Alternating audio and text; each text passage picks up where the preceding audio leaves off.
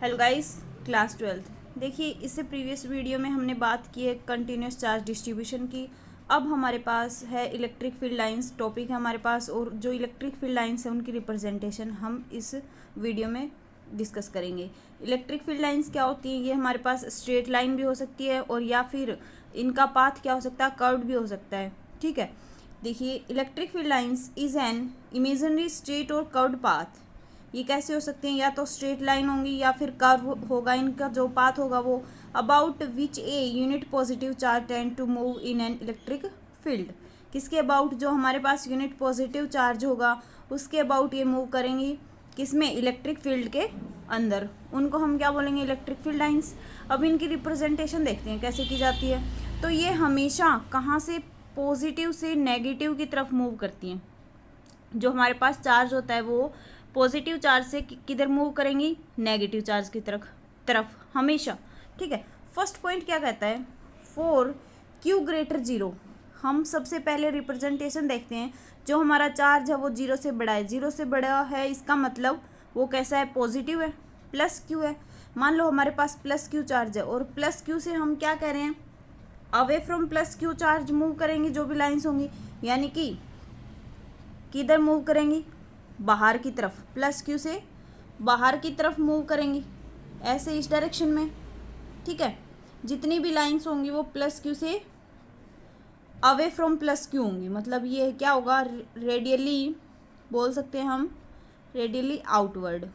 ठीक है, इनकी डायरेक्शन कैसी होगी? Radially outward. अब हम सेकंड केस लेते हैं। क्या?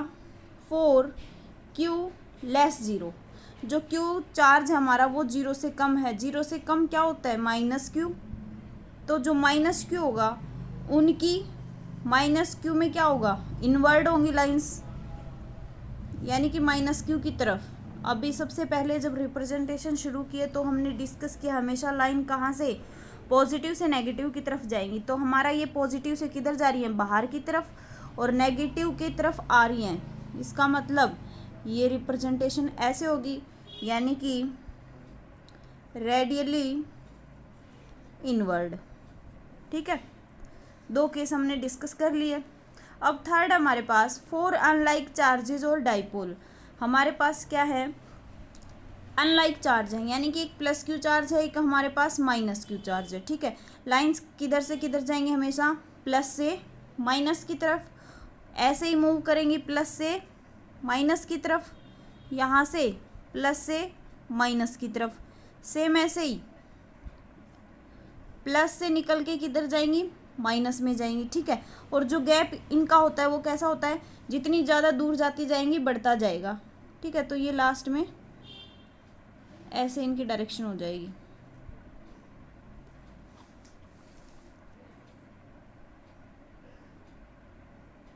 गलत बना दिया, सॉरी।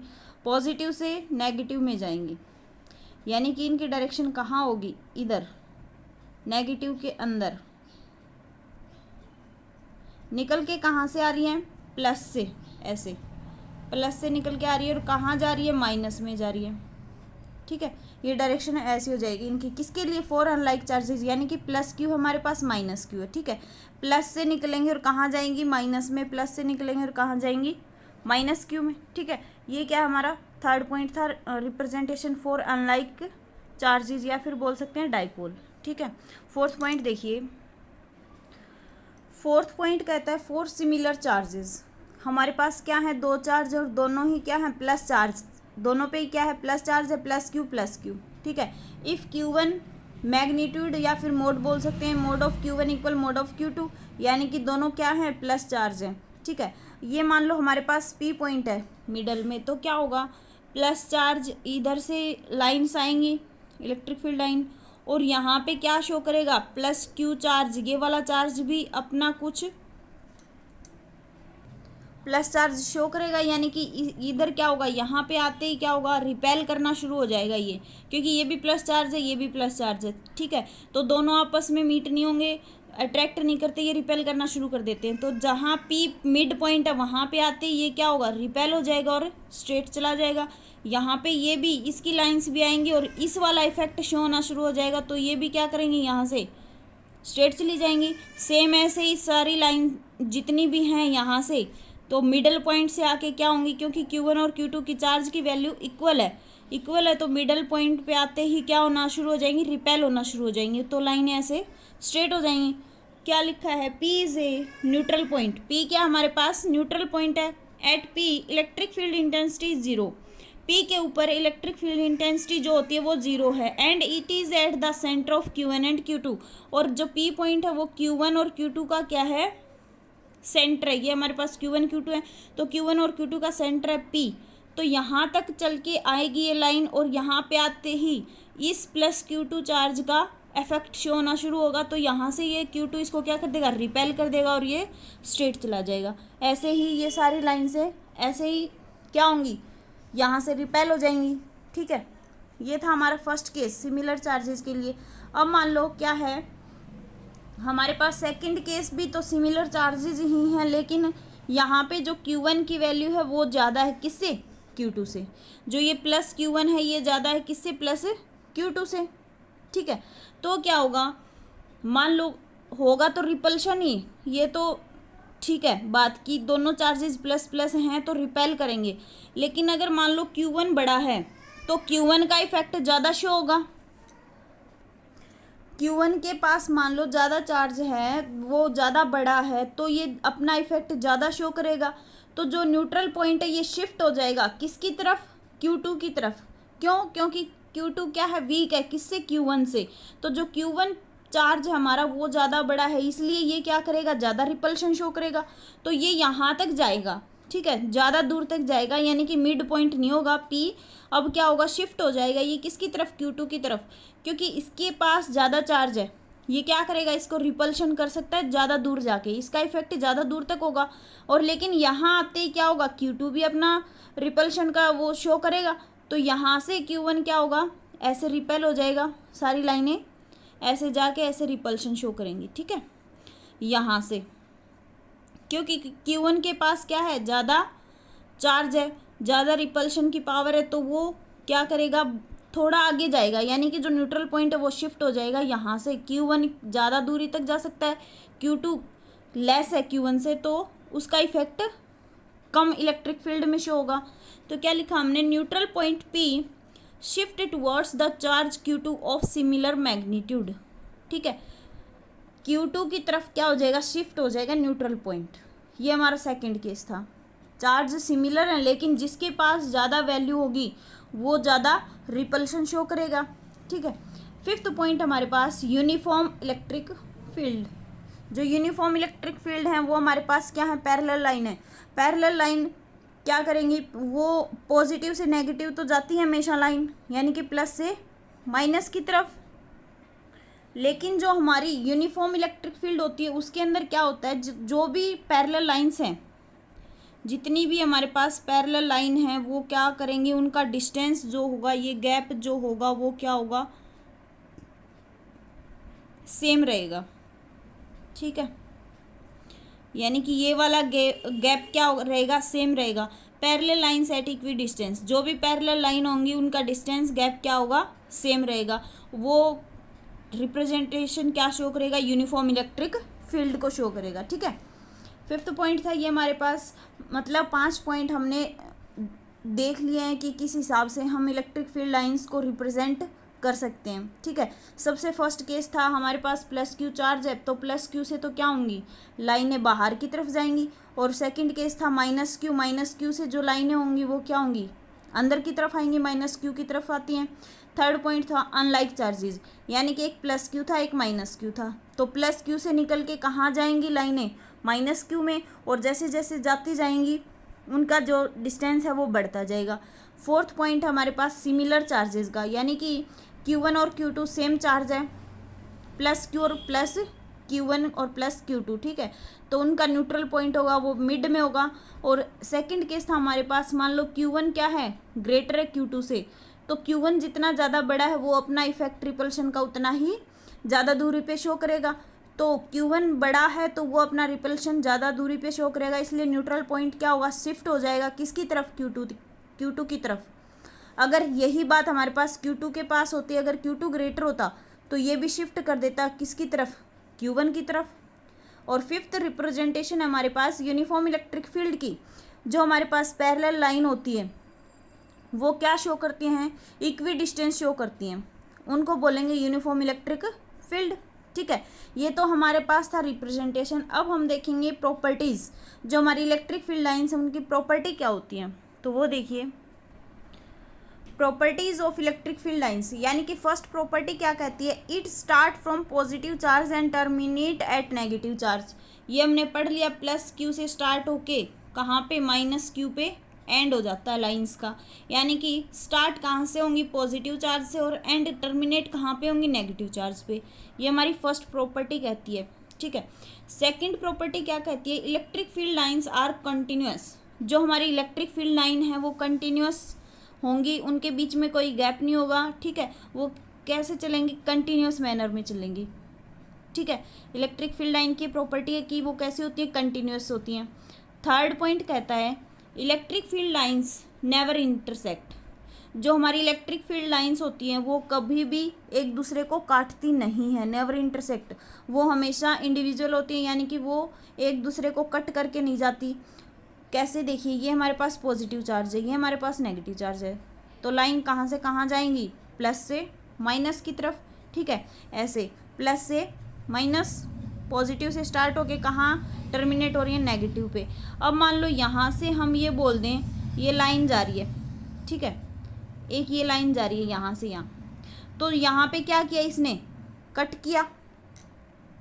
लेकिन ये पॉसिबल नहीं है। क्यों नहीं है पॉसिबल, क्योंकि मान लो यहाँ इसने कट किया तो यहाँ से क्या होगा, इसका टेंजेंट ड्रॉ होगा, और जो ये हमारी पहले वाली थी लाइन इसका क्या होगा, यहाँ पे टेंजेंट ड्रॉ होगा। लेकिन ऐसा पॉसिबल नहीं है कि एक पॉइंट से दो टेंजेंट ड्रॉ किए जा सकें। तो देखिए ये रीजन लिखा हमने क्या, if they are intersect each other, मान लो वो इंटरसेक्ट करती हैं आपस में, there will be two direction, तो उनकी दो डायरेक्शन बन जाती है वहाँ से इलेक्ट्रिक फील्ड की, एट द पॉइंट, उस पॉइंट के ऊपर, विच इज़ नॉट पॉसिबल। ठीक है, यहाँ से मान लो इंटरसेक्ट कर भी जाती हैं लाइनें, तो दो डायरेक्शन होंगी इलेक्ट्रिक फील्ड की, एक तो ये वाली हो जाएगी और एक ये वाली हो जाएगी। और ऐसा पॉसिबल नहीं होता कि एक पॉइंट से दो इलेक्ट्रिक फील्ड की लाइन, दो इलेक्ट्रिक फील्ड डायरेक्शन शो करता हो। ठीक है, इसलिए इलेक्ट्रिक फील्ड लाइंस जो है वो कभी भी इंटरसेक्ट नहीं करती हैं, और ये हमारा इम्पोर्टेंट पॉइंट है। फोर्थ पॉइंट देखिए क्या कहता है, in the region of strong electric field line are very close to each other. ये मान लो हमारे पास E1 इलेक्ट्रिक फील्ड की लाइंस हैं, ये E1 हमारे पास, ये क्या है, इलेक्ट्रिक फील्ड की लाइंस है, पास पास हैं, क्लोज हैं। तो जितनी ज़्यादा क्लोज होंगी उतना ही स्ट्रॉन्ग इलेक्ट्रिक फील्ड शो करेंगी, और जितनी दूर होंगी लाइनें उतना ही कम इलेक्ट्रिक फील्ड शो करेंगी। यानी कि in the region of strong electric field lines are very close to each other. जो जितनी लाइनें पास होंगी उतना ही इलेक्ट्रिक फील्ड ज़्यादा स्ट्रॉन्ग शो करेंगी। Whereas in the region of weak electric field lines are far, और जितना कमज़ोर इलेक्ट्रिक फील्ड होगा, वीक इलेक्ट्रिक फील्ड होगा, उतनी ही लाइनें क्या रहेंगी, दूर दूर रहेंगी। तो हम यहाँ से क्या कंक्लूड निकाल सकते हैं, कंक्लूजन क्या है, E1 ग्रेटर होगा E2 से। कई बार 1 मार्क में क्वेश्चन दे देता है, जैसे ये डायग्राम ही दे दिया मान लो, तो ये पूछ लेता है E1 इक्वल है E2 के, E1 ग्रेटर है E2 से या E2 ग्रेटर है E1 से। ठीक है, तो जितनी ज़्यादा लाइनें पास पास हैं वही इलेक्ट्रिक फील्ड क्या होगी, ग्रेटर होगी। ठीक है, हम बोल सकते हैं यहाँ से, यही पॉइंट लिखा हमने फोर्थ, क्या, in the region of strong electric field lines are very close to each other. जो स्ट्रॉन्ग इलेक्ट्रिक फील्ड होगा वहाँ पे लाइनें क्लोज क्लोज होंगी, और जहाँ वीक इलेक्ट्रिक फील्ड होगा लाइनें क्या होंगी, दूर दूर होंगी।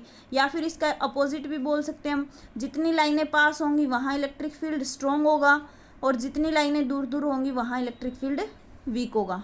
ठीक है, तो यहाँ पे इलेक्ट्रिक फील्ड लाइन्स को देखने से ही हमें पता चल रहा है कि E1 ग्रेटर है E2 से।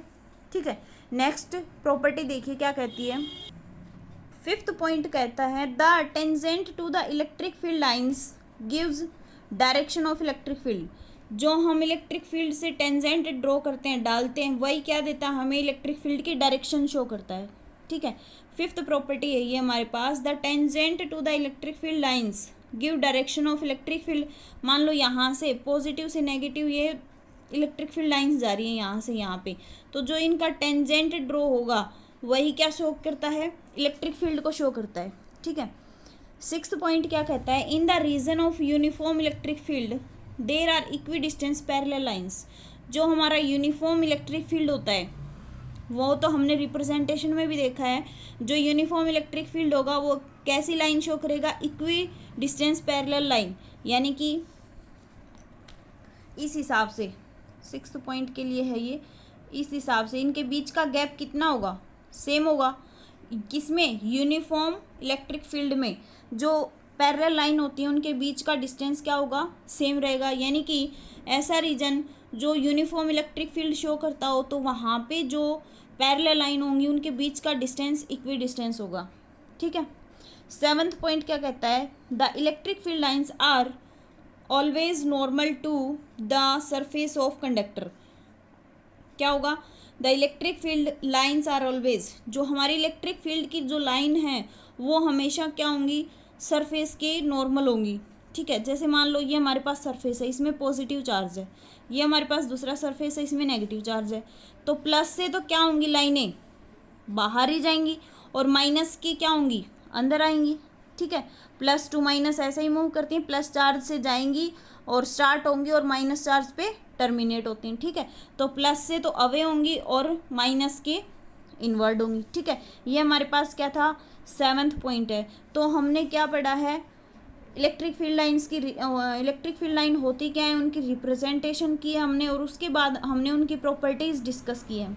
ठीक है, तो जो भी प्रॉब्लम आती है किसी की भी, तो वो अपना मैसेज छोड़ सकते हैं कमेंट बॉक्स में, और इसको अगर ना समझ में आए तो आप दोबारा से जाके देख सकते हैं वीडियो को और अच्छे से अपने नोट्स से प्रिपेयर कर सकते हैं। ठीक है, तो जो भी टॉपिक नेक्स्ट होगा वो हम नेक्स्ट वीडियो में डिस्कस करेंगे। Thank you.